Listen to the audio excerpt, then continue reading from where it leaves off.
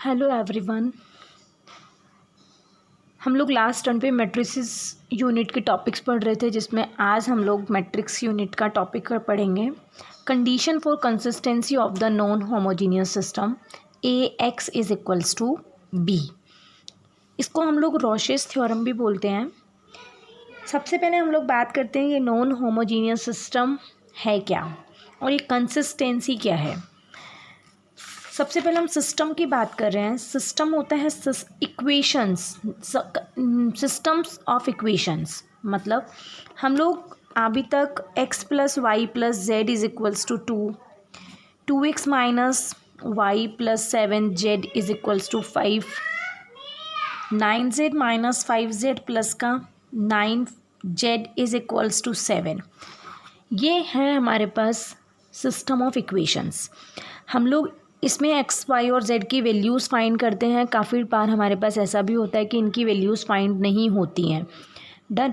तो ये है हमारे पास सिस्टम ऑफ इक्वेशंस। अगर इसमें हम लोग इसको डिनोट कर रहे हैं कंसिस्टेंसी नॉन होमोजीनियस सिस्टम को A X is equals to B से। इधर ए क्या है, एक्स क्या है और बी क्या है। ए होती है हमारे पास कोफिशिएंट मैट्रिक्स। एक्स होती है हमारे पास वेरिएबल मैट्रिक्स एंड बी है हमारे पास vector matrix. Done. Coefficient matrix मतलब हमारे पास एक्स वाई और जेड इनके कोफिशिएंट कितने हैं, 1 1 एंड 1। सेकेंड वाली इक्वेशन में कोफिशिएंट है 2 -1 एंड 7 एंड थर्ड वाली में हमारे पास कोफिशिएंट है 9 -5 and 9। This is A. X variable matrix, variable है हमारे पास इस सिस्टम में वेरिएबल्स हैं एक्स वाई और जेड। ये एक कॉलम मैट्रिक्स होती है एक्स वाई और Z. Variable matrix and vector matrix को हमेशा हम लोग कॉलम से डिनोट करते हैं, कॉलम मैट्रिक्स से। और ये बी है हमारे पास 2 5 एंड 7। हमारे पास ये सिस्टम है A X is equals to B. तो अगर हमारे पास बी ये इक्वल्स टू में अगर कोई न्यूमेरिकल वैल्यूज़ होती है तो हम लोग बोलते हैं नॉन होमोजीनियस सिस्टम है। कई बार हमारे पास ये होता है x plus Y plus Z is equals to 0, x minus y minus z is equals to 0 and 2x plus 5y minus 7z is equals to 0। तो ये है हमारे पास होमोजीनियस सिस्टम। अगर इस b की वैल्यू 0 है तब तो ये होमोजीनियस सिस्टम होगा। अगर b की वैल्यू नॉन ज़ीरो है तब ये नॉन होमोजीनियस सिस्टम होगा। हम लोग इसी के लिए ही A X is equals to B, इसके लिए ही कंडीशन फॉर कंसिस्टेंसी हमने अभी पढ़ा। नॉन होमोजीनियस सिस्टम क्या है, ये नॉन होमोजीनियस एंड होमोजीनियस दोनों की बात करी। अब बात आती है condition for consistency. Condition for consistency का मीनिंग है कि इस सिस्टम ऑफ इक्वेशन का सॉल्यूशन एग्जिस्ट करता है या नहीं करता। दो कंडीशन है, या तो एग्जिस्ट करेगा या नहीं करेगा।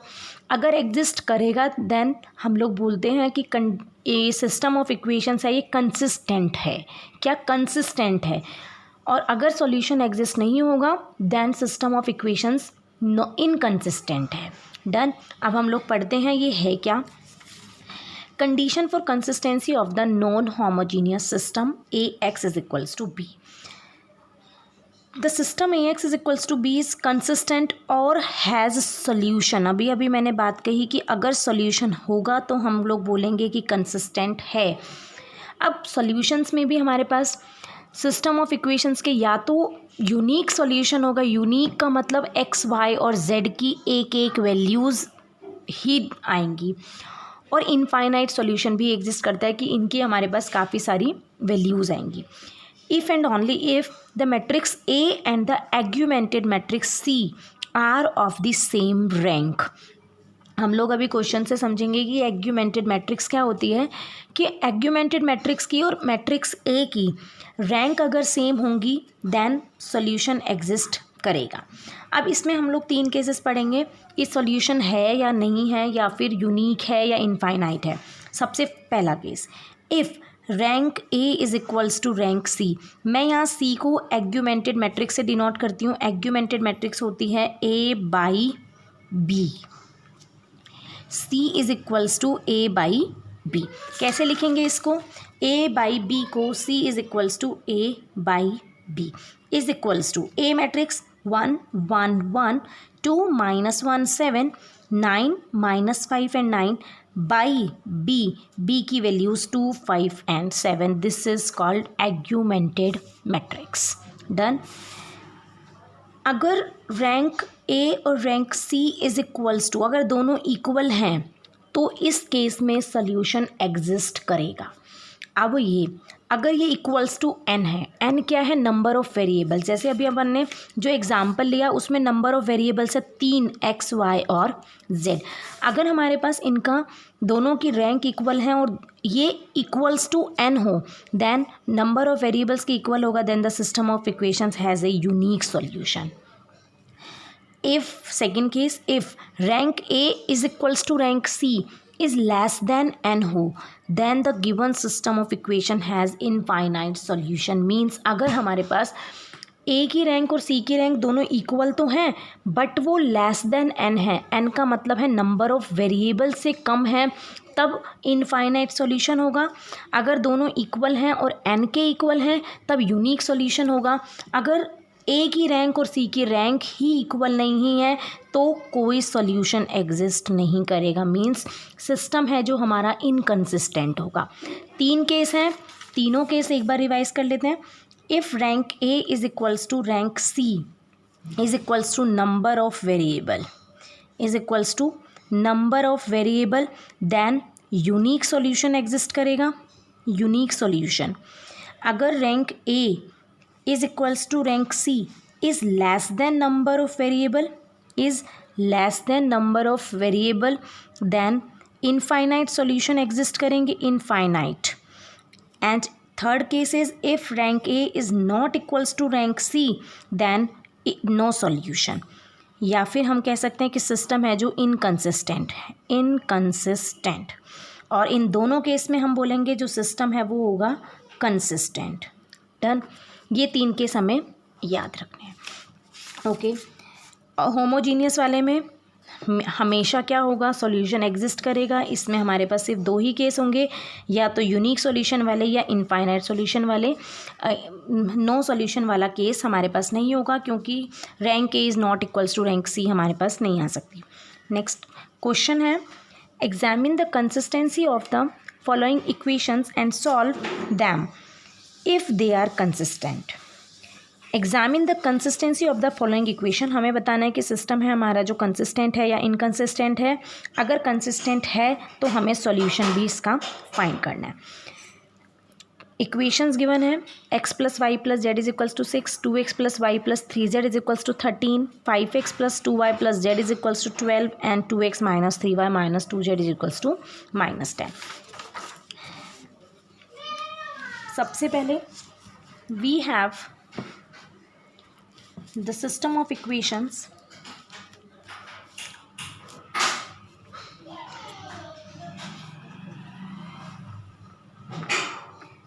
We have the non homogeneous system है हमारे पास। ये we have the system of non homogeneous equations. Non homogeneous equations हैं x plus Y plus Z is equals to 6, 2x plus Y plus 3z is equals to 13, 5x plus 2y plus z is equals to 12 and last one is 2x minus 3y minus 2z is equals to -10। Okay. Number of variables हमारे पास given है x, y और z 3। Equations हैं 4। सबसे पहले we can write the given system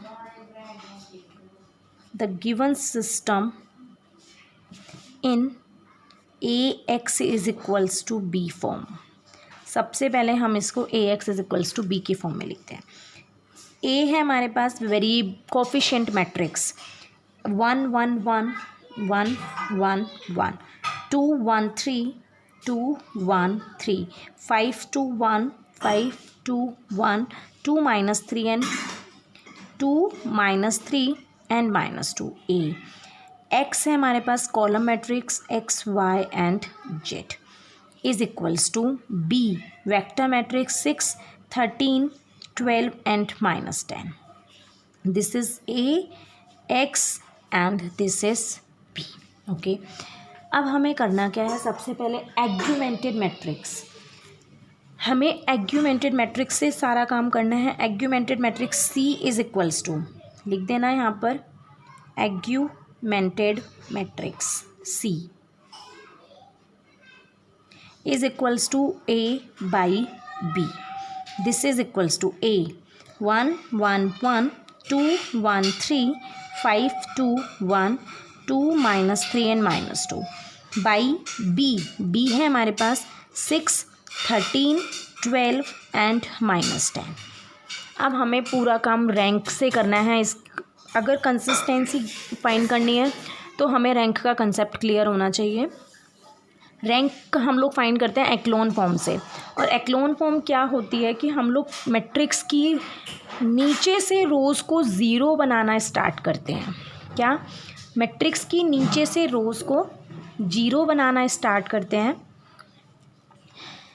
इसके लिए मैंने आप लोगों को बताया था कि हम लोग सेकेंड रो से लेकर, मतलब हम लोग फर्स्ट रो को छोड़ के सेकेंड थर्ड एंड फोर्थ जितनी भी हैं उसका सबसे पहले फर्स्ट एलिमेंट हम लोग ज़ीरो बनाते हैं।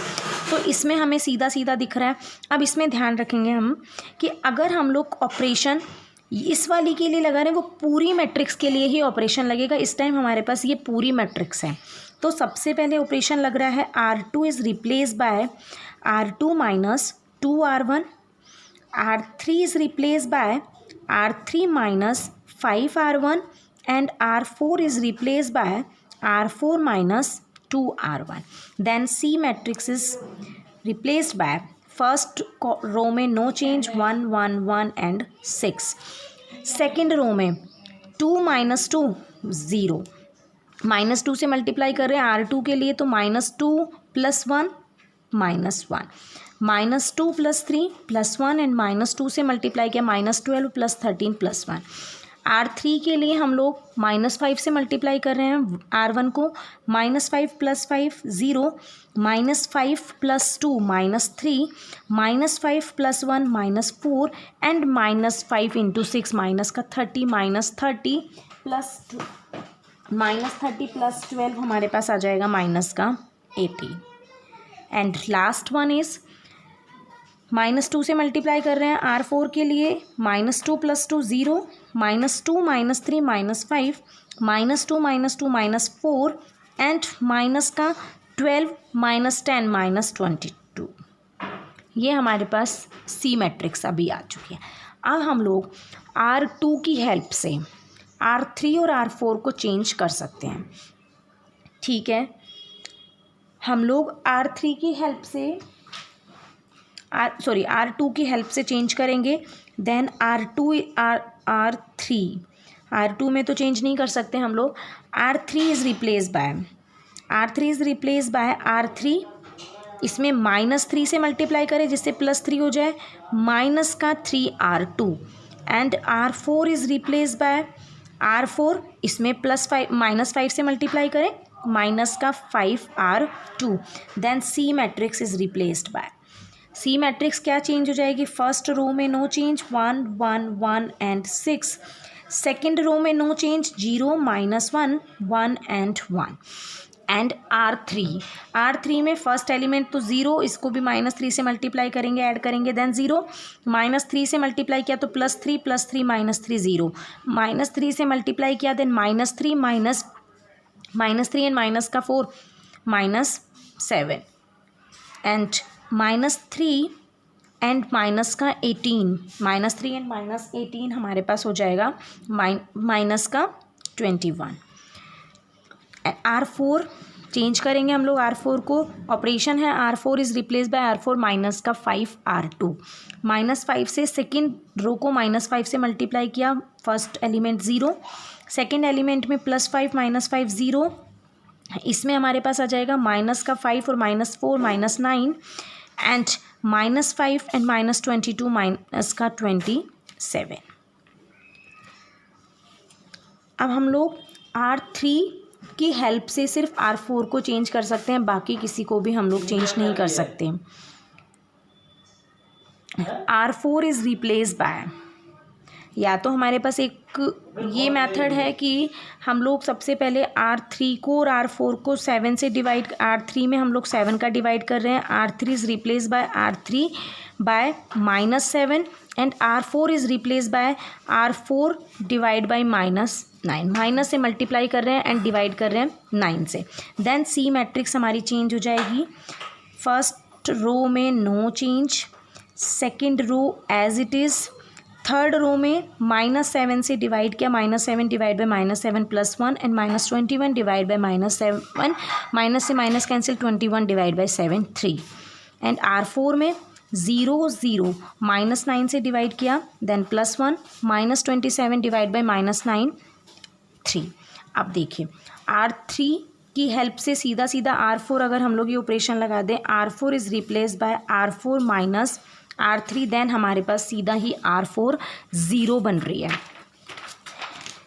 क्या हो रही है यहाँ R4, देखो यहाँ C मैट्रिक्स,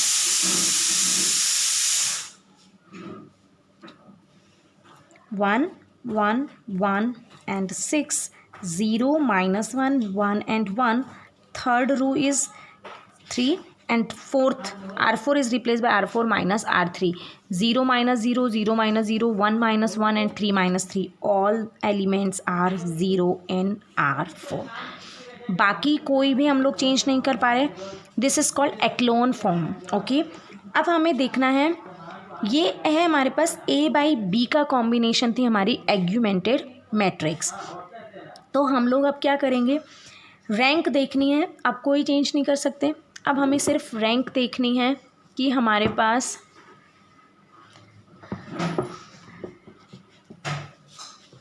कि हम लोग रैंक में क्या आएगा, सी की रैंक। सबसे पहले हमें देखना है rank of C is equals to, rank of C के लिए हमें पूरी मैट्रिक्स की रैंक देखनी है। Rank of C is equals to non zero, क्या था हमारा रैंक का formula, rank of C is a is equals to number of non zero rose.